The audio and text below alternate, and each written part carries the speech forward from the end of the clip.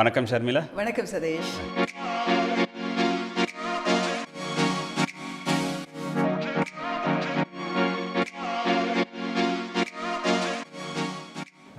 தொடங்குற நேரமே நான் யோசித்தேன் என்னென்னு சொன்னால், இந்த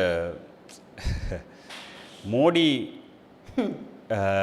கன்னியாகுமரிக்கு போயிட்டு ஒரு டான்ஸ் ஒன்று ஆடிட்டு இருக்காரு தானே, அதிலிருந்தே எடுப்போம்னு சொல்லி 40 மணி நேர அரசியல் தியானம் அப்படின்ற என்ன நான் தியானங்கள் கேள்விப்பட்டிருக்கிறேன், பல தியானங்கள். விவேகானந்தர் பாறையில் 40 மணி நேர அரசியல் தியானத்தில் மோடி அப்படின்னு சொல்லிட்டு ஏதோ கேம்பெயின் வாரணாசியோ எங்கேயோ கேம்பெயின் போயிட்டு தான் நினைக்கிறேன் வந்திருக்கிறார் போல இருக்குது. அந்த படம் கூட வெளியில் வந்துருந்துச்சு, காவி உடுப்போடு உட்கார்ந்துருக்கிறார். அந்த ஒரு படத்தில் ரஜினிகாந்த் உட்கார்ந்துருக்கிற மாதிரி பட்டையெல்லாம் போட்டு ருத்ராட்ச மாலையெல்லாம் போட்டு உட்கார்ந்துருக்கிறார்.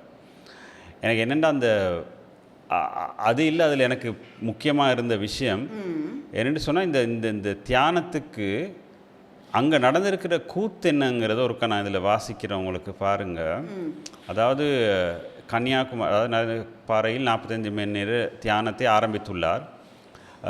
3 நாட்கள் தியானம் இருந்த நிலையில் இன்றைக்கு 142 ஆண்டுகளுக்கு பின்னர் தற்போது மோடி அங்கு தியானம் செய்வதால் இந்த முக்கியத்துவம் என்னமோன்னு சொல்லி போட்டிருக்கு. விவேகானந்தர் 3 நாட்கள் என்னமோ தியானம் இருந்தால் அது 142 ஆண்டுகளாம். ஸோ அதுக்காக இருக்கிறார்னு சொல்லி. இந்திய பாராளுமன்ற தேர்தல் 7 கட்டங்களாக நடைபெறுகிறது. இதில் 6 கட்ட தேர்தல் முடிவடைந்த நிலையில் 7வது மற்றும் இறுதி கட்டமாக 7 மாநிலங்களில் தேர்தல் நடக்கிறதுக்கு இருக்குது. ஸோ அதுக்கான பிரச்சாரத்துக்கு போயிட்டு தான் இவர் இந்த தியானத்துக்கு வந்திருக்கிறார். முதலாவது 3500 போலீஸார் இவருக்காக இதில் பாதுகாப்புக்கு போட்டிருக்கிறாங்க. 11 எஸ்பி மேற்பார்வையில் 3500 போலீஸார் இந்த தியானத்துக்கு பாதுகாப்பு. இதே நேரத்தில் கன்னியாகுமரியை வட்டமிடும் போர்க்கப்பல்கள், அந்த கரையோரத்தை சேர்ந்த இடத்துல போர்க்கப்பல்கள் போகிறதுனால டூரிஸ்ட்டுக்கு அந்த ஐலண்டுக்கு போகிறதுக்கு பெர்மிஷன் இல்லை. அதுக்கு பிறகு அமெரிக்கன் சீல் கமாண்டோஸ் மாதிரி இந்தியாவில் இருக்கக்கூடிய மார்கோஸ் அப்படிங்கிற அவங்களோட ஸ்பெஷல் ஃபோர்ஸ் 24 மணி நேர கண்காணிப்பில் இருக்கிறாங்க. அதுவும் ஸ்பெஷலாக ஸ்கூபா டைவிங், இந்த கடல் கொள்ளையர்கள் அந்த பயணக்கதிகளை பிடிக்கிற அந்த ஸ்பெஷலிஸ்ட் தண்ணிக்குள்ளே அந்த இடத்துல அதுக்கான டெக்னாலஜி எல்லாத்தோடையுமே அங்கே 30 பேர் அதாவது காவலில் இருக்கிறாங்களாம். போர்க்கப்பல்களும் இதுக்கு எல்லாமே வந்து ரெடியாக இருக்குது. இது இல்லாமல் தியானத்தை குளிர்விக்க 2 தொன் ஏசி, 3 சொகுசு அறைகள், அதாவது புதுசாக ஒன்றும் கட்டியிருக்கிறாங்க. நடுக்கடலில் இருக்கும் மண்டபத்து எப்போதுமே குளிர்ச்சியாக தான் இருக்குமா. இருந்தாலும் கூட அடிஷ்னலாக 3 ஏசியும் பூட்டி இந்த தியானத்தை இது பண்ணியிருக்காங்க. நான் நினைக்கிறேன் உலகத்திலே எக்ஸ்பென்சிவான ஒரு மெடிடேஷன் இதாக தான் இருக்குன்னு நினைக்கிறேன். இதை தாண்டி நான்டா கேள்விப்பட்டதில்லை. இவ்வளவு எக்ஸ்பென்சிவாக ஒரு மெடிடேஷன் மேபி கின்னஸ் ரெக்கார்டுக்கும் போகுமா இருக்கும். இது அதில் என்னென்னு சொன்னால், நான் அதை பார்த்து கொண்டு போகும்போது சில விஷயங்கள் எனக்கு ஐ கேன் அண்டர்ஸ்டாண்ட். ஒரு நாட்டுண்ட ஒரு பெரிய ஒரு நாட்டுண்ட ஒரு கண்டத்திண்ட ஒரு ஜனாதிபதி என்று சொல்லும் பொழுது, பிரதம மந்திரி என்று சொல்லும் பொழுது அவருக்கு அந்த அளவு ஒரு பாதுகாப்பு இதுகள் குறைக்கணும். அடுத்து கன்னியாகுமரி என்றது அந்த பார்டரில் இருக்கிறபடியாக சேஃப்டி இஸ் இம்பார்ட்டன்ட். அதில் இவ்வளோ அந்த படைகள் மற்றது 24 மணி நேரம் தண்ணிக்குள்ளேயே இருக்கக்கூடிய அந்த ட்ரெயின்டான நீங்கள் சொன்ன மாதிரி அந்த 30 I call it guerrilla forces, but அந்த ஸ்பெஷல் ஃபோர்ஸஸ் எல்லாரும் அங்கே இருக்கிறது புரியுது. ஆனால் எனக்கு இந்த ஏசி தான் எனக்கு புரியவே இல்லை. என்னென்னு சொன்னால், இட்ஸ் லுக் மோடியை பொறுத்த வரையும் ஹீஸ் அ யோகா ப்ராக்டிஷனர். யதார்த்தமாகவே அந்த காலத்துலேருந்து மெடிடேஷன் யோகான்ற ஒரு ஜேர்னியில் பயணித்து கொண்டிருக்கிற ஒரு ஆள். அப்போ அது ஒரு பேருக்கு எடுத்து ஒரு ஸ்டன் காட்டுற ஒரு டைப்பும் இல்லை. அவருக்கண்டே ஸ்பெசிஃபிக்கான யோகா ட்ரெயினர்ஸ் அவரோட தொடர்ந்து தசாப்தங்களாக வேலை செஞ்சு கொண்டிருக்கிறாங்க. அவர் அந்த பதவியில் இருந்ததும் சரி, அதுக்கு முதலும் சரி. So is a trained yoga இது. ஆனால் எனக்கு என்ன புரியலன்னு சொன்னால், அந்த அட் தி எண்ட் அந்த ஏசி இதுகள் எல்லாம் சேர்ந்து செய்யும் பொழுது அவர்கிட்ட அதில் இருக்கக்கூடிய ஒரு உண்மைத்தன்மை அவரை பொறுத்தவரை ஓகே, அவர் அதில் இது மெடிடேட் பண்ணுறான்னு சொன்னால் அந்த உண்மைத்தன்மையை உடைக்கிற லெவலில் பின்னுக்கு வர அம்சங்கள் இருக்குது. ரைட். பட் இது இப்போ என்னை பொறுத்தவரையும் ஒரு 3 நாள் நீங்கள் 45 மணி நேரம் என்று சொன்னால், நான் அதை வாசிக்கும் பொழுது நான் ஸ்டாப் எடுத்து நான் எதிர்பார்க்குறேன். நான்ஸ்டாப்பாக ஒரு ஆள் தியானத்தில் இருக்கிறேன்னு சொன்னால் அதுக்குரிய ப்ராக்டிசஸே ஒரு பெரிய விஷயம்.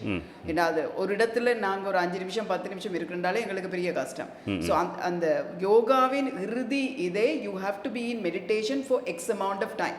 இப்போ அப்படித்தான் கௌதம புத்தரும் அந்த இடத்துக்கு வரக்கூடியதாக இருந்தது, அந்த ட்ரைனிங். ஓகே, ஒரு விஷயம் நீங்கள் இந்த சொன்னதுனால சொல்கிறேன், அந்த தொடர்ந்து இல்லாமல் இருக்கிறதுக்கு ஸ்பெஷலாக ஒரு ஓய்வறையும் ஸ்பெஷலாக ஒரு சமையலறையும் ஸ்பெஷலாக சமைக்கிறதுக்கான ஆட்களும் கூட அதுக்குள்ளே இருக்கிறாங்க. ஸோ நீங்கள் அப்போ தொடர்ந்து என்று இல்லாமல் இப்போ தொடர்ந்துன்னு சொன்னால் ஐ கேன் அண்டர்ஸ்டாண்ட். அப்போ இது நடுவில் உடைச்சி அப்போ அவர் தியானத்தில் இருக்க போகிறது எவ்வளோ நேரம்ன்றது தான் கேள்வி. இப்போ படுக்க போகிறார், சாப்பிட போகிறார். இப்போ 3 நாள் தொடர்ந்து தியானத்தில் இருந்தேன்னா எந்த மைண்ட் அங்கே தான் போச்சு. இவர் அப்படி வாவ் என்று சார் நான் ஃபஸ்ட்டாக யோசித்தேன். அப்போ சாப்பிடாம தூங்காமல் இருக்கிறது தான் அந்த 3 நாள் தொடர்ந்து நான்ஸ்டாப் தியானம்ன்றது. அப்போ இது வந்து பிரேக்கபிள் தியானம். அந்த பிரேக்கபிள் தியானம் லுக் ஐ திங்க் இப்போ இதை பார்த்தேன்னு சொன்னால் அவர் ஒவ்வொரு வருஷம் எலெக்ஷனுக்கு பிறகு இது செஞ்சிருக்கிறாருன்ட்டு அது ஒரு சிம்பாலிக்கான ஒரு இதென்று நினைக்கிறேன். இல்லை, அந்த சில நேரங்கள் இந்த படங்களில் காட்டுவாங்க தெரியுமா, அந்த சாகும் வரை உண்ணாவிரதம்னு காட்டுவாங்க. நைட்டாகனே நல்லா சாப்பிட்டு காலையில் உட்காந்துருப்பாங்க, பிறகு வந்து யாராவது ஜூஸ் கொடுத்து அந்த உண்ணாவிரதத்தை முடிக்கிற மாதிரி, அந்த மாதிரியான இதில் சாரி அதான் சொன்னேன், ரொம்பவும் எக்ஸ்பென்சிவான ஒரு தியானமாக இருக்குது. இல்லை, இப்படியான இது விஷயங்கள் நடக்கும் பொழுது அந்த தரமாக ஒரு யோகாசனத்தையோ இல்லாட்டி ஒரு மெடிடேஷனை ப்ராக்டிஸ் பண்ணுற ஆட்களுக்கு வந்து அது வந்து ஒரு it hits in the heart. என்ன சொன்னால் அதையும் போலியாக பார்க்குற ஒரு தன்மைக்கு இவர்களெல்லாம் கொண்டு விட்டுடுவாங்களா என்ற இப்படியான சிச்சுவேஷன்ஸ் வந்து கொண்டு விட்டுடுமான்ற ஒரு இதே வருதே வெளியே. பட் த ட்ரூ ப்ராக்டிஷனருக்கு வந்து that requires a lot of practice. இப்போ அதை அப்படி அந்த ஒரு ஆங்கிளில் பார்க்கும் பொழுது எனக்கு சில விஷயங்கள் கடுப்பாச்சு. பட் அதே நேரம் எனக்கு தெரியும் அவர் ஒரு தொடர்ந்து இந்த ஜேர்னியில் இருக்கிற ஒரு ஆள்.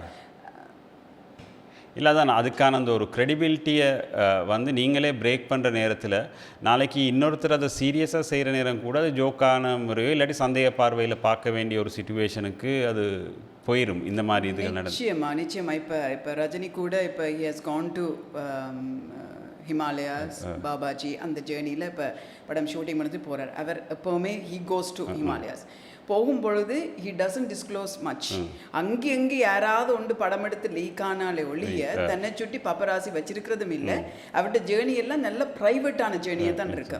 ஏன்னா அது அவங்களோட தனிப்பட்ட ஒரு ஜேர்னி, அவருடைய ஆன்மீக ஜேர்னி, அதை விட்டுடணும். ஸோ எனக்கு அதை பார்க்கும் பொழுதும் இதை பார்க்கும் பொழுதும் ஒரு பெரிய டிஃப்ரென்ஸ் இருந்தது. ஏன்னா நேற்று முதலாக தான் ரஜினி லெஃப்ட். ஸோ அப்போ அதில் போகும்பொழுது அவர் இதுக்கு பிறகு நான் வந்து பிறகு கதைக்கிறேன் என்று சொல்லி மீடியாவை அதிலேயே பிளாக் பண்ணிட்டு போகிறாரு. ஸோ இல்லை, இப்போ இதில் வந்து அழகாக உட்கார்ந்துருக்கிற ஒரு அழகான ஒரு போஸும் படம் எடுக்கப்பட்டிருக்கு. ஸோ கேமராமேன்லேருந்து வீடியோ எல்லாருமே நினைக்கிறேன் அவங்க முதல்ல போயிருப்பாங்க போல இருக்குது. இவருக்கு முன்பு தியானத்துக்கான எல்லா ப்ரிப்பரேஷனும் செய்ய.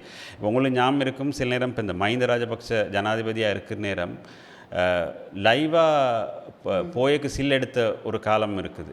அதாவது கேமரா போட்டு ஆங்கிள் எல்லாம் செட் பண்ணி அவர் உட்கார்ந்து அவர் வந்து அந்த சில் எடுக்கிறாருங்கிறத முழு ஸ்ரீலங்காவுக்குமே லைவாக காட்டி கொண்டு செஞ்ச ஒரு காலம் இருந்துச்சு. சம்பத் சிமிலர். இப்போ அது நீங்கள் ஒரு ரிலீஜன் சம்மந்தப்பட்ட ஒரு இதில் ஈடுபடுறீங்கன்னு சொன்னால் அது உங்களோட ப்ரைவேட் விஷயம்.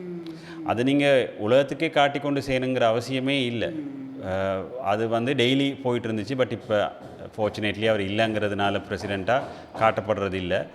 பட் இருந்த காலங்களில் நாங்கள் அதை லைவாக பார்க்க வேண்டிய ஒரு சூழ்நிலை, அதை எல்லா சேனல்லுமே போட வேண்டிய ஒரு கட்டாயத்திலேயுமே இருந்த ஒரு காலமும் கூடாது. சிமிலர் டு இதே தான் இது. இல்லை, அந்த பயணம்ன்றது ஒரு தனிப்பட்ட, நீங்கள் சொன்ன மாதிரி இது தனிப்பட்ட ரீதியான ஒரு பயணம். It's a personal journey. அதை வந்து நாங்கள் பப்ளிக்காக கொண்டு வரும் பொழுது அது லூசஸ் ஆத்தென்டிசிட்டி.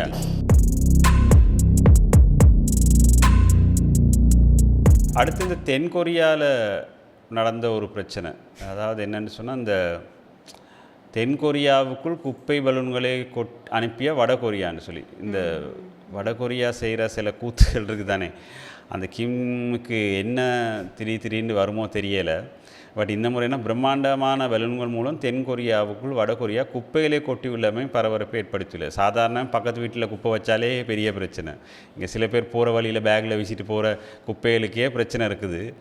இதில் வந்து தனது 2வது உளவு செயற்கோளை வடகொரியா திங்கட்கிழமை விண்ணில் செலுத்த முயன்றது. எனினும் அதை ஏந்தி சென்ற ராக்கெட் சில நிமிடங்களில் வெடித்து சிதறியது. இந்நிலையில் நூற்றுக்கணக்கான பலூன்களில் குப்பைகளை கட்டி அவற்றை தென்கொரியாவுக்குள் வடகொரியா புதன்கிழமை பறக்கவிட்டது. அவற்றில் வெடிபொருட்களோ ரசாயன ஆயுதங்களோ இருக்கலாம் என அச்சத்தின் பேரில் தென்கொரியா மீட்பு குழுவினரை அனுப்பியது. செயற்கைக்கோளை விண்ணில் செலுத்துவதற்கு முன்னர் தென்கொரியா நடத்திய போர் விமான பயிற்சிக்கு எதிர்ப்பு தெரிவிக்கும் வகையில் வடகொரியா இந்த வினோத நடவடிக்கையில் ஈடுபட்டுள்ளதாக தெரிவிக்கப்பட்டுள்ளது. இந்த சின்ன பிள்ளைகள் செய்கிற விளையாட்டு இருக்குது தெரியுமா? இல்லை, ஒரு இன்சென்சிட்டிவான விஷயங்கள் செஞ்சுட்டு இருக்கிறாங்க. என்ன யூ திங்க் பார்த்துட்டு வாட் இஸ் திஸ் என்ற யோசனை வருது. ஒரு நாட்டிலேருந்து இன்னும் ஒரு நாட்டுக்கு ஒரு I don't know what to say. எனக்கு வார்த்தைகள் இங்கே வந்து அடைக்குது சதீஷன் சொன்னால். அதையும் பார்த்து கொண்டு இருக்கிற அளவுக்கு தென்கொரியாண்ட கவர்மெண்ட் இருக்குதுன்னு சொன்னால் இப்போ அவங்கள வந்து ஒரு பெரிய ஆக்களாகவும் ஒரு பயங்கரமான ஆக்களாகவும் காட்டிக்கொண்ட நிலைமையில் இவங்க மாதிரி அணு ஆயுதத்தையும் ஒரு ஆயுதங்களையும் வச்சுக்கொண்டு த்ரெட்டன் பண்ணி கொண்டு இருக்கலாது. அப்போ இதே வேறொரு நாடாக இருந்தால் அதை அக்செப்ட் பண்ணுமா அந்த குப்பையை கொண்டு வந்து போடுறதுக்கு? இல்லை, அவங்க போட்டுட்டு தே ஆர் லாஃபிங் அட் இட். அடுத்து வந்து என்னென்னு சொன்னால் ஒரு நியூஸ் உண்டு. இந்த கிட்டத்தில் ஒரு 2 நாளைக்கு முன்னுக்கு நினைக்கிறேன் ரொம்பவும் ஹைப்பாக போன ஒரு விஷயம் நினைக்கிறேன் நீங்களும் பார்த்துருப்பீங்க.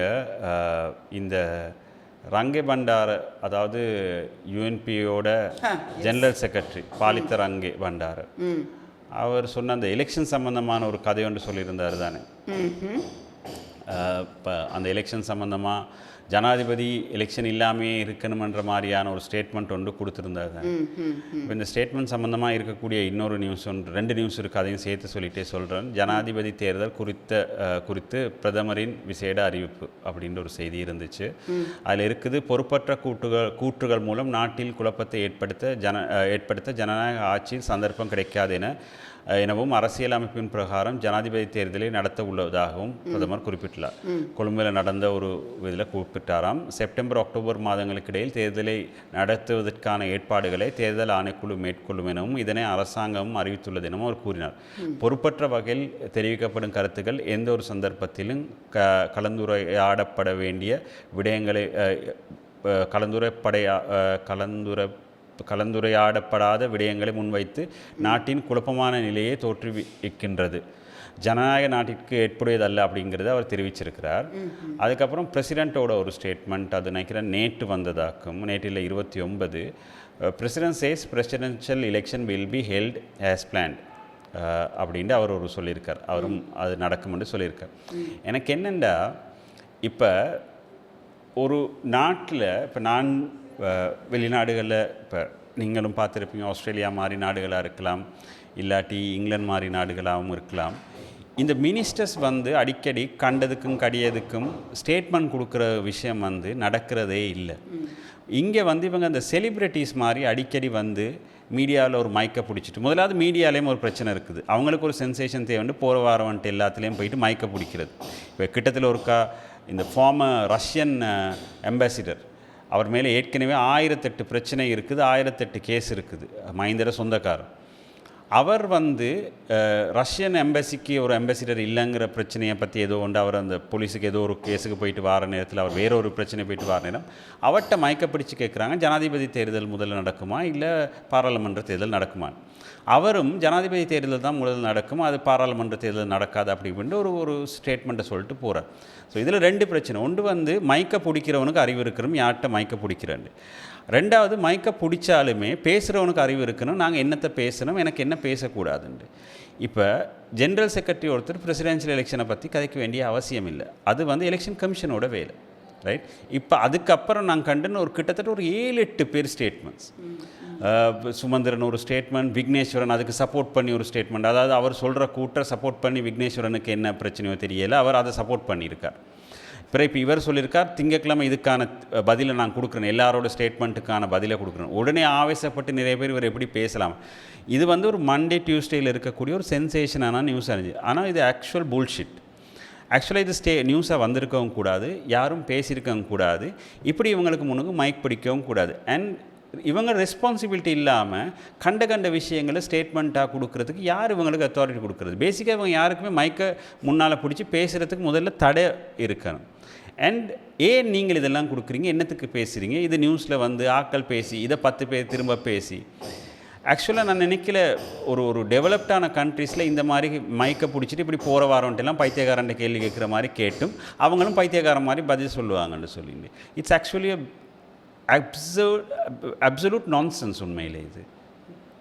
எனக்கு உங்களோட ஃப்ரஸ்ட்ரேஷன் தெரியுதுன்னு சொன்னால் இந்த நியூஸை பார்த்தோன்னே நான் யோசிச்சேன் உண்மையாகவே ஏதோ நடந்த மாதிரி தான் உண்மையாகவே மாற்ற போகிறது அது இதுன்னு சொல்லி அப்போ நான் வேறு ஆக்களோட காய்ச்சி கொண்டு இருக்கும் பொழுது தி செட் கான்ஸ்டிடியூஷன் வைஸ் இதெல்லாம் அப்படி செய்ய முடியாது. அப்போ நான் ஃபாலோ பண்ணி கொண்டிருக்கிற இந்த ஃபோமர் பார் அசோசியேஷன் பிரசிடென்ட் வந்து ஒரு நோட் ஒன்று ரிலீஸ் பண்ணியிருக்கிறார். அவர் என்னன்னு சொல்லியிருக்கிறேன்னு சொன்னால் it is reported in the media that the UNP general secretary Ranga Bandara has suggested an extension of the president's term for 2 years without election. நீங்கள் சொன்ன மாதிரி the president's term can only be extended by amending the constitution in terms of a particular article. Such an amendment requires 2/3 majority in the parliament. அப்படின்னா 150 members வந்து அதுக்கு vote பண்ணி 2/3 member majority இருந்தால் தான் இப்படியான ஒரு அமெண்ட்மெண்ட் வந்து கான்ஸ்டியூஷன் வைஸ் பாசிபிளாக இருக்கும் பார்லிமெண்ட்டில். And then followed by the approval of the people at the referendum. அதுக்கு பிறகு மக்கள் அது ஒரு ரெஃபரண்டமாக அதை அக்ரி பண்ணணும். Without the 2/3 majority, such a bill cannot even go for a referendum. சரியா, அது இல்லாட்டி அந்த ரெஃபரண்டுக்கு போயிடாது. It is a pre-practice that an influential politician close to the president should even have such a thought and express his thoughts in such a manner. அதாவது ஒரு லாயருன்ற பெர்ஸ்பெக்டிவில் வந்து இப்படியான ஒரு ஜனாதிபதிக்கு அண்மையில் இருக்கும் ஒரு பொலிட்டிஷியன் வந்து இப்படியான ஒரு சென்சிபிள் இல்லாத ஒரு கதையை சொல்லி இருக்கிறதே முதல் ஒரு சர்ப்ரைசிங்காக இருக்குது.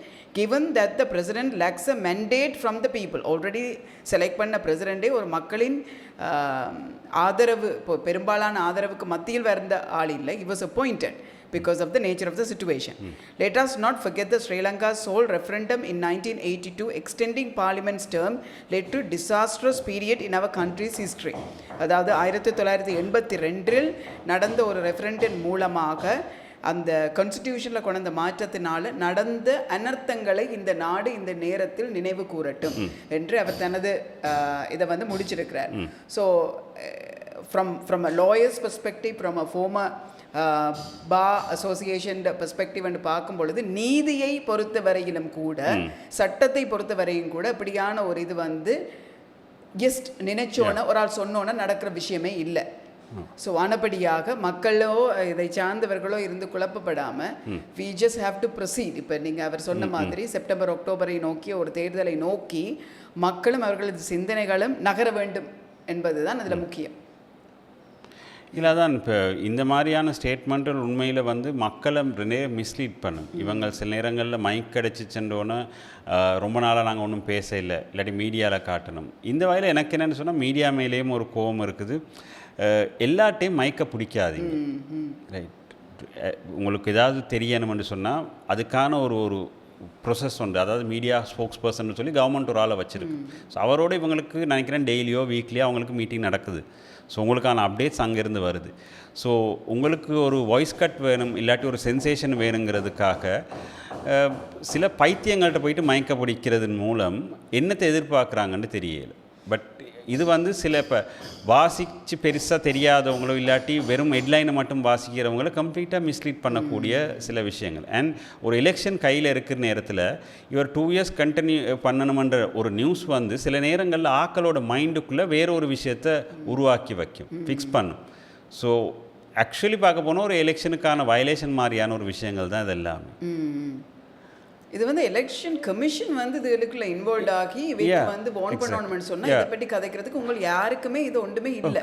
And they have said like we are worrying in amount சொல்லி ஏதோ statement. But no, they should take this control and say nobody can speak. யாருக்குமே இதை பற்றி பேசுறதுக்கு உரிமை இல்லை எக்ஸெப்ட் us அப்படின்னு ஸ்ட்ரிக்டாக சொல்லணும். அவங்களும் வந்து ஏதோ சின்ன பிள்ளை பேசுகிற மாதிரி ஏதோ ஸ்டேட்மெண்ட் ஒன்று விட்டுருக்காங்க போல், நாங்கள் வருத்தப்படுறோம் இப்படி ஆனதுகளை பேசுகிறோம். அது அத்தாரிட்டி உங்கள்கிட்ட இருக்குன்னு சொன்னால் நீங்கள் தான் அது டிசிஷன் மேக்கர். இப்போ இதுலேயே பாருங்க சதீஷ், இந்த எலெக்ஷன் வந்து how it is influence by the பொலிட்டிஷியன்ஸ்ன்றதை இதையே காட்டி கொடுக்குது. இவங்க யாரை டிசைட் பண்ணுறது? அதான் election is an independent process, it should be an independent process. அப்போ அந்த தன்னிச்சையாக இது எங்கேல என்றதை இது காட்டி கொடுக்குதா?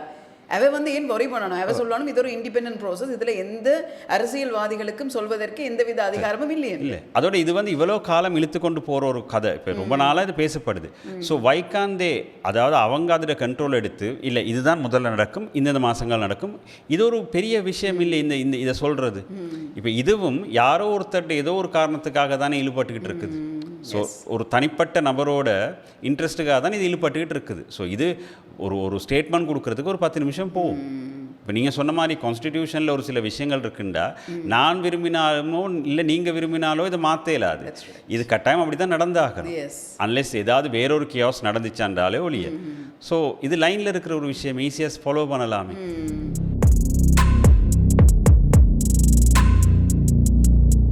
இதுக்குள்ளே இந்த netball rugby cycling and motor sports selection what under TG and ஒரு நியூஸ் இருந்துச்சு. Sports minister Harin Fernando today instructed the relevant authorities to put off the netball federation of Sri Lanka elections. இந்த முறை எலெக்ஷனை ஷெடியூல்டு, அதாவது நாளைக்கு ஷெடியூல் பண்ணியிருக்கிற, நாளைக்கு ஆக்சுவலாக நேற்று நடந்திருக்க வேண்டியது.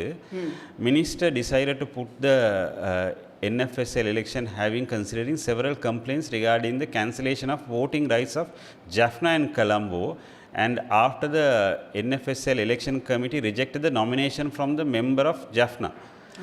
Earlier the NFSL election commission comprising of retired Chief Justice Bimal Chaman C. Ratna Mudali and Padmajini Sirivardhana rejected the nomination of S. Surandani from Jaffna Netball Association and also suspended of voting rights of Jaffna and Colombo.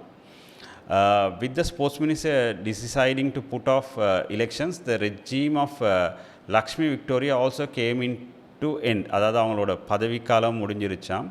Meanwhile, the sports minister also bought an election of rugby, cycling, motor sports under the Director General Department of Sports Development. அதாவது professor Shamaal ஃபெர்னாண்டோக்கு கீழே இருக்க அத்தாரிட்டிக்கு கீழே professor Fernando said that he would make arrangements to conduct the elections for the 4 sports associations as soon as possible னு சொல்லி. என்னையை பொறுத்த வரைக்கும் இது ஒரு பாடிக்கு கீழே வாரதுன்றது it's a good thing.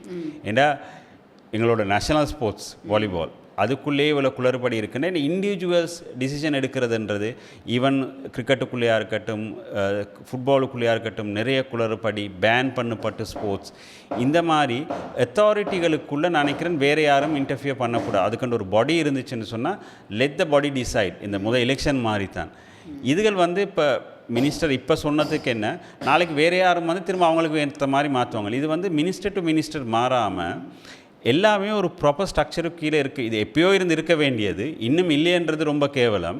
But இனிமேலாவது ஒரு ஸ்ட்ரக்சருக்கு கீழே இருந்துச்சுன்னு சொன்னால் இதுக்குள்ளே முடிஞ்ச அளவு இன்டர்ஃபியரன்ஸை குறைக்கலாம்.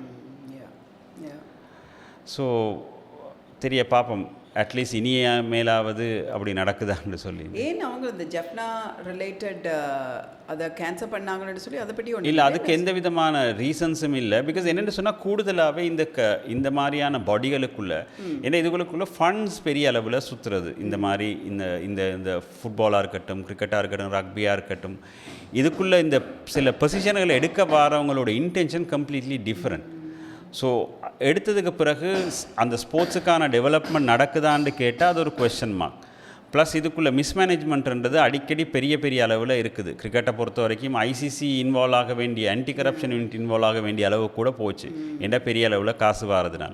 ஃபுட்பால் ஃபெடரேஷனோட எலெக்ஷனுக்குள்ளே பலதரப்பட்ட பிரச்சனைகள் நடந்திருக்குது. இப்போ இது இல்லாமல் நினைக்கிறேன் கராட்டி அசோசியேஷனோ ஏதோ உண்டு, அதுவும் பேன் பண்ணப்பட்டது ஒரு கொஞ்சம் காலத்துக்கு. எல்லா அசோசியேஷனுக்குள்ளேயுமே இந்த இந்த ஸ்போர்ட்ஸ் சம்மந்தப்பட்ட நாலேஜ் இல்லாதவங்களை உள்ளுக்கு வாரது முதலாவது பிரச்சனை. ரெண்டாவது பிஸ்னஸ்மென்ஸ் இந்த பொசிஷன்களை எடுத்ததுக்கப்புறம் இன்டென்ஷன் கம்ப்ளீட்டாக மாறிடுது. ஸோ அன்லெஸ் அந்த ஸ்போர்ட்ஸோட ரியல் இன்ட்ரெஸ்ட் இருக்கக்கூடிய அதை டெவலப் பண்ண வேண்டிய ஆசை இருக்கிறவங்க இதுக்குள்ளே வந்தாலே ஒழிய இந்த ஸ்போர்ட்ஸும் டெவலப் ஆகாது, இந்த கமிட்டிகளும் டெவலப் ஆகாது. ஸோ இதுக்கு என்ன இன்டென்ஷன் தெரியல. பட் ஏன் கேன்சல் பண்ணாங்கன்றதுக்கான ரீசன்ஸும் கொடுக்கல. அப்போ இவர் அதை கேன்சல் பண்ணுறாருன்னு சொன்னால் மேபி இப்படி தான் சில நேரம் இந்த 2 இடத்துலேருந்து வரக்கூடியவங்க தங்களுக்கு சாதகமாக ஓட் பண்ணாமல் இருப்பாங்க. அப்படி அவங்க சாதகம் இல்லாமல் பாதகமாக ஓட் பண்ணால் ஓட்டிங் மாறுறதுக்கான பாசிபிலிட்டி இருந்து எக்ஸ்பெக்ட் பண்ணக்கூடிய ரிசல்ட்டும் மாறுறதுக்கான சான்ஸ் இருந்திருக்கலாம். ஸோ அதனால் இவங்களை நாங்கள் கேன்சல் பண்ணிட்டா எங்களுக்கு தேவையான ஓட் எங்களுக்கு தேவையான மாதிரி வரும், அப்படி இருந்திருக்கலாம். என்னோட அசம்ஷன் தான்.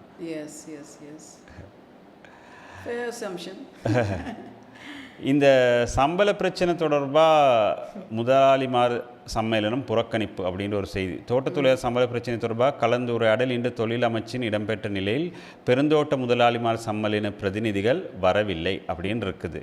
இந்த கலந்துரையாடலுக்கு இலங்கை தொழிலாளர் காங்கிரஸின் தலைவர் செந்தில் தொண்டமான், ஜனாதிபதியின் சிரேஷ்ட ஆலோசகர் வடிவேல் சுரேஷ், தொழிலமைச்சின் செயலாளர் உள்ளிட்ட பிரதிநிதிகள் கலந்து கொண்டனர். பட் அவங்கள் வர இல்லை அப்படின்ட்டு தான் இருக்குது.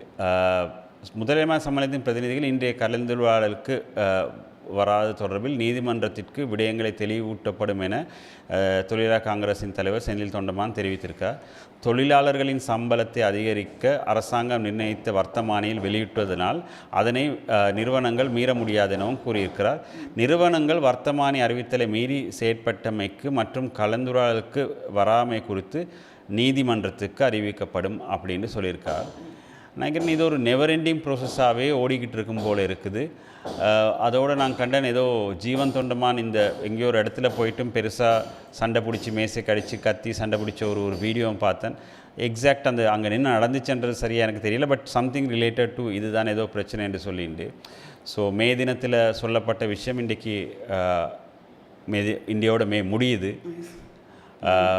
இன்னும் பிரச்சனை தீர இல்லை. இதுக்குள்ளே உடறதள்ள மக்களுக்கு ஆதரவாக தொழிற்சங்க நடவடிக்கையை துவக்க ஆரம்பித்தது என்றும் ஒரு செய்தி இருக்குது. ஏன்னா அங்கே கோப்பி திடீர்னு பயிரிட ஆரம்பிச்சிட்டாங்க தேயிலையை மாற்றின்னு சொல்லிட்டு. இப்போ அதான் நாங்கள் அன்றைக்கு ஒரு நாள் கழிச்ச மாதிரி இந்த இண்டஸ்ட்ரி ஏற்கனவே செத்து கொண்டு இருக்குது. இன்னும் இது சாகிறதுக்கான வழிமுறைகள் தான் அதிகரித்து கொண்டிருக்குதே ஒழிஞ்சு இது டெவலப் ஆகிறதுக்கான ஒரு பாதையில் போகிற மாதிரி எங்களுக்கு ஒரு நியூஸ் கூட இன்றைக்கி வரைக்கும் வருதில்லை. அதெல்லாம் உண்மைதான். அந்த உடறத்தல அந்த இடத்துல அவர் என்ன ஜீவன் தொண்டமான என்ன சொல்லியிருக்கான்னு சொன்னால் அந்த இடத்துல இருக்கிற மக்களுக்காக ஏனைய தோட்ட இடங்களில் இருக்கிற தொழிலாளர்களும் அவர்களோடு ஒன்று சேர்ந்து போராட்டத்தில் ஈடுபடுவார்கள். ஐ திங்க் ஒன்று மக்களின் நலனுக்காக இருக்கலாம், இன்னும் ஒன்று இந்த சந்தர்ப்பத்தை பாவிச்சு எல்லா இடமும் அவங்க ஹிட் பண்ணுறாங்க. இப்போ வெயிட்டிங் ஃபார் அன் ஆப்பர்ச்சுனிட்டி. அப்போ இங்கே ஒரு இடம் சம்பள பிரச்சனை அது அப்படியே அவங்க ரெஸ்பெக்ட் அந்த பேருக்கு ரெஸ்பெக்ட் கிடைக்காத மாதிரி ஒரு சீன் ஒன்று போய் கொண்டிருக்கு. இங்கே பார்த்தீங்கன்னு சொன்னால் இன்னும் ஒரு ஆப்பர்ச்சுனிட்டி வந்துட்டு இந்த ஆப்பர்ச்சுனிட்டியில் நாங்கள் எப்படி பூந்து விளையாடுறது தான் யோசிப்பாங்க போல இருக்கு. இதில் அந்த சம்பள பேச்சை பற்றி இவங்க அந்த பேச்சிலெல்லாம் வரும் பொழுது நாங்கள் கெஜெட் பண்ணணுன்னு சொல்லி சொன்னால் இவங்களெல்லாம் அதுக்கு அக்ரி பண்ணணும். என்ன பொறுத்தவரைக்கும் ஹவு இஸ் தட் ரைட்? இப்போ அது சில வேளையில் அது ஒரு இதாக இருக்கலாம். பட் ஒரு சம்பளம் கொடுக்கக்கூடியவர்களோட நீங்கள் கலந்துரையாடாமல் எப்படி நீங்கள் போல ஒரு மெண்டேட் ஒன்று போடுவீங்கன்றது தான் கேள்வி.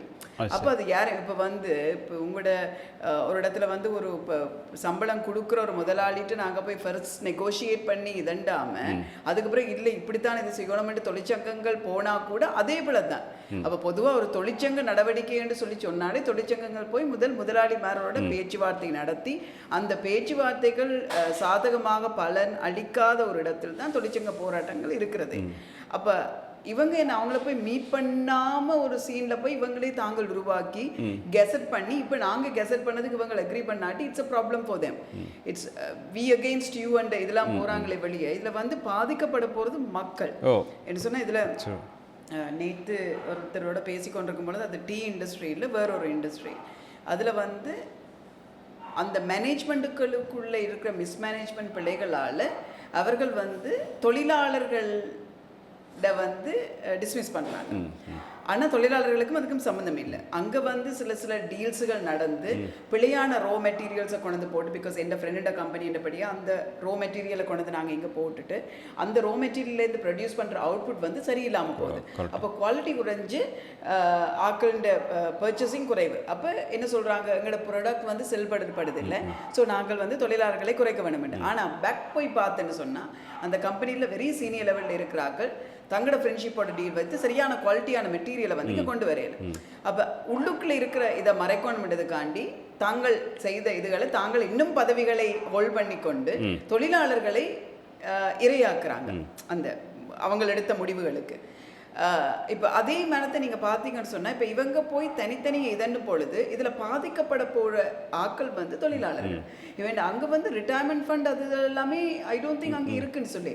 அப்போ இதன் மூலமாக நடக்கிற போராட்டங்களில் இப்போ மக்கள் தான் இறங்கி செய்ய போகிறாங்க. அப்போ முதலாளி மாதிரி இப்போ இதுக்கு இவங்களுக்கு சார்பாக அவங்க இயங்குறாங்கன்னு சொல்லி அவங்கள பதவி நீக்கம் செய்தன்னு சொன்னால் அந்த மக்கள் எங்கே போவாங்க? இல்லை இப்போ நீங்கள் சொன்ன இல்லை ஒரு வேலிடான ஒரு விஷயம் என்னென்னு சொன்ன சொல்லுங்களா, இப்போ இந்த இதுகளில் நடுவில் இவங்க மாட்ட இந்த ரா மெட்டீரியல் கொண்டு வந்து நடக்கிற மாதிரி தான் எங்களுக்கு தெரியும். இந்த டீ இண்டஸ்ட்ரி வந்து குறைஞ்சு கொண்டே போகுது. அண்ட் த குவாலிட்டி ஆஃப் டீங்கிறதும் இன்னொரு பிரச்சனை, அதுவும் குறைஞ்சு கொண்டே போகுது. ஏன்னா சில எங்களுக்கு இருந்த பெரிய மார்க்கெட்டுகளை நாங்கள் ஏற்கனவே லூஸ் பண்ணிட்டோம். அப்போ குவாலிட்டியும் குறையுது, சப்ளையும் குறையுதுன்ற நேரத்தில் இதை ரிகவர் பண்ணுறதுக்கான ப்ரொசஸ் ஒன்றும் இல்லை. அண்ட் இது வந்து இப்போ ஒரு என்னென்னா இப்போ இன்றைக்கு ஒரு ரா மெட்டீரியலை வச்சு செய்கிற விஷயம் இல்லை. தேயிலைன்றது ஒரு டைம் எடுத்து நீங்கள் செய்கிற விஷயந்தான் இன்னொரு டைமுக்கு அப்புறம் உங்களுக்கு ரிசல்ட்ஸ் கொடுக்க வேண்டியது. ஸோ இமீடியட் ரிசல்ட் அதில் வரப்போகிறது இல்லை. இன்கேஸ் இந்த மரங்கள் அழிஞ்சோ இல்லாட்டி இது ஒழுங்காக மெயின்டைன் ஆகாமல் இதுகளோட குவாலிட்டி எதுவும் குறைஞ்சி திடீர்னு விழுந்துச்சண்டா நீங்கள் எல்லா பிரச்சனைக்கும் தீர்வு கண்டுட்டு வார நேரத்தில் இங்கே உங்களுக்கு செய்கிறதுக்காக எதுவுமே மிச்சம் இருக்காது. ஸோ இந்த ரிகவரி ப்ரோசஸ்ன்றது அவ்வளோ ஈஸியானது. But at the same time recovery ஆகிறதுக்கு இடையில் உங்களோட மார்க்கெட்டை வேறொருத்தங்க கேப்சர் பண்ணிவிட்டு ஈஸியாக போயிடுவான். ஸோ நீங்கள் திரும்ப மார்க்கெட்டை பிடிக்கிறதுன்றது அவ்வளோ ஈஸி வேறு இல்லை. ஏன்னா எங்கேயாவது ஒரு பக்கம் செத்து கொண்டு இருக்குது, அங்கால் நீங்கள் சண்டை பிடிச்சிட்டு இருக்கிறீங்க. ஒரு கட்டத்தில் இது எங்கேயாவது வந்து விழுந்துச்சுன்னு சொன்னால் அதுக்கப்புறம் இதுலேருந்து எழும்புறதுக்கு எந்த ஒரு வாய்ப்பும் இல்லாமல் போயிடும். இல்லாதான் போனப்பறம் நாங்கள் பார்க்கும்போது 51 வீதமாக குறைஞ்சதோ இன்னும் சம்திங்னு சொல்லி நாங்கள் பார்த்து நாங்கள் ஓவர் த லாஸ்ட் 5 இயர்ஸ்ன்னு சொல்லி. அப்போ அதில் கோவிடால் பாதிக்கப்பட்டது நாங்கள் சான்சஸ் இருக்குது. எக்ஸ்போர்ட் அதுகள் இம்போர்ட் எல்லாமே பாதிக்கப்பட்டதால் இப்போ இந்த பிரச்சனையும் தொடர்ந்து இழுபட்டு கொண்டு இருக்கும் பொழுது எனக்கு இன்னும் ஒரு பயம் வருதுன்னு சொன்னால் இந்த இடத்துல வந்து ரோபோட்ஸை வச்சு ரோபோட்டுன்னு சொன்னால் தனியாக இயங்குற ஒரு ரோபோட்டை பற்றி நான் சொல்லல. ஒரு கட்டிங் மெஷின்ஸை வச்சு இவங்க அந்த மாதிரியான ஒரு க்ராப்பிங்க்கு ரங்கினாங்கன்னு சொல்லி சொன்னால் அது வந்து இன்னும் தொழிலாளர்களை பாதிக்கலாம். ஏன்னா nothing is impossible at the moment. இப்போ எல்லாருமே இப்போ there is a huge investment அப்படியான இடங்களுக்கு அந்த செலவுகளை குறைக்கிறதுக்கு எதிர்பார்க்கலாம். It's not a right thing. But அப்படி நடந்துன்னு சொல்லி சொன்னால் ஏற்கனவே இந்த பேட்டிலில் வந்து பாதிக்கப்பட போகிற மக்கள் இப்போ இந்த மக்களை வச்சிருக்கிறதா தான் இவ்வளோ பிரச்சனை. Let me bring in some robots and do that. ஏன்னா இப்போ சில ஃபேக்ட்ரிஸ் வழியிலேயே டீ சம்மந்தம் இல்லாத வேறு ஃபேக்ட்ரிஸ் வழியே சில இடங்களுக்கு வந்து இந்த மாதிரியான ரோபோட்ஸை வச்சு தான் மெஷின்ஸை வச்சு தான் ஒர்க் நடக்குது. அப்போ அது வந்து அங்கே விஸ்தரிப்படுறதுக்கு நிறைய சந்தர்ப்பங்கள் இருக்குது. ஸோ நாங்கள் ஏற்கனவே ஒரு மாடர்ன் சொசைட்டியோட நாங்கள் பேட்டில் பண்ணி கொண்டிருக்கோம். There was a time labour intensive ஆன சில இண்டஸ்ட்ரீஸ் வந்து இருந்தது. ஆனால் இப்போ வந்து நிறைய இண்டஸ்ட்ரீஸ் வந்து ரெவல்யூஷனரைஸ் பண்ணப்படுது ஆஸ் அ ரிசல்ட் ஆஃப் மெஷின்ஸை வச்சு நாங்கள் அடுத்த லெவலுக்கு போய் கொண்டிருக்கும் பொழுது இங்கே வந்து நாங்கள் சரியான டைம்லி ஒரு டிசிஷனோ டைம்லி ஒரு அக்ரிமெண்ட்டுக்கு நாங்கள் வராத பொழுது நிறைய பின்னடைவுகளை எதிர்நோக்க வேண்டி வரும் என்று நினைக்கிறேன். வேறு எதுவும் இருக்கா ஷர்மிளா? இதில் வந்து அந்த நீங்கள் எலெக்ஷனை பற்றி காய்ச்சி கொண்டிருக்கும் பொழுது நான் அது அந்த நேரத்தில் கொண்டு வரணுன்ட்டு அதில் நான் டூ மச் கோட்டப் ஆகிட்டு அதை நான் சொல்லலை. ஃபாரின் கண்ட்ரிஸுன்ற இன்ட்ரெஸ்ட் ஸ்ரீலங்கன் எலெக்ஷனில் இப்போ இதில் வந்து ஒன்று வந்திருக்கு. யார் யூஎஸ் அம்பாசிடர் ஜூலி சங் வந்து சங் எலெக்ஷன் கமிஷன் அஃபிஷியல்ஸை வந்து எலெக்ஷன் ப்ரோசஸை பற்றி கேட்டு ஒரு மீட்டிங் ஒன்று நடந்திருக்கு. The chairman Ratnayake defended the move, saying that the discussion with Chung was a casual one. சரியா? Chung has asked if the election would be held during the period between September 17th and October 16th as officially announced by the EC. The focal point of the meeting was to discuss the election process. Beside, plans for elections were also discussed. However, there was nothing serious or influencing discussed during the meeting, which lasted only 30 minutes. It doesn't matter. This follows heavy criticism on social media that the US is influencing Sri Lankan internal affairs.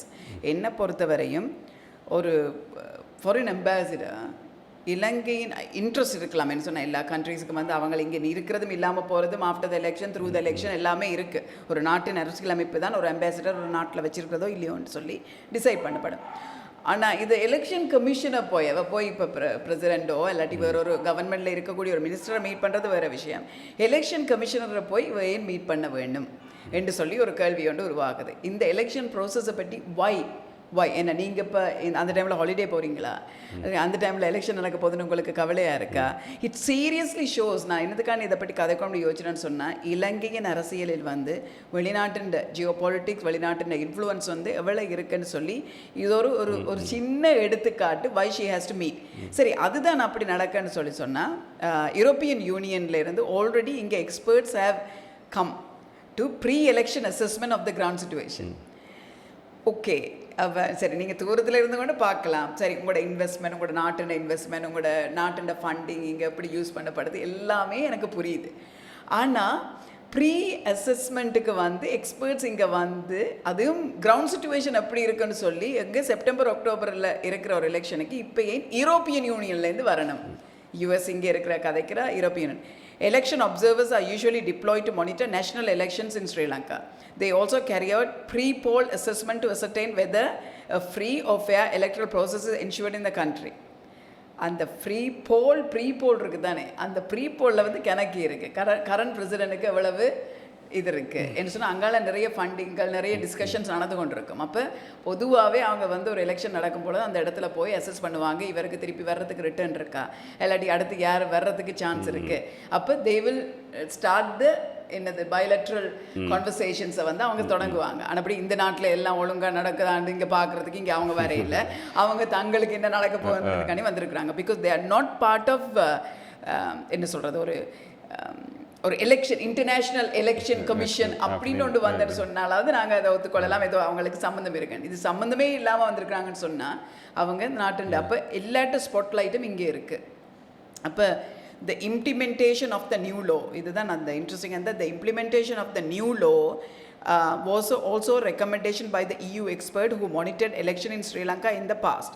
என்று சொன்னால் ஒரு new low ஒன்று கொண்டு வர போகிறாங்க. அது வந்து Sri Lanka is going to implement the Campaign Finance Act to monitor electoral expenses of candidates for the first time.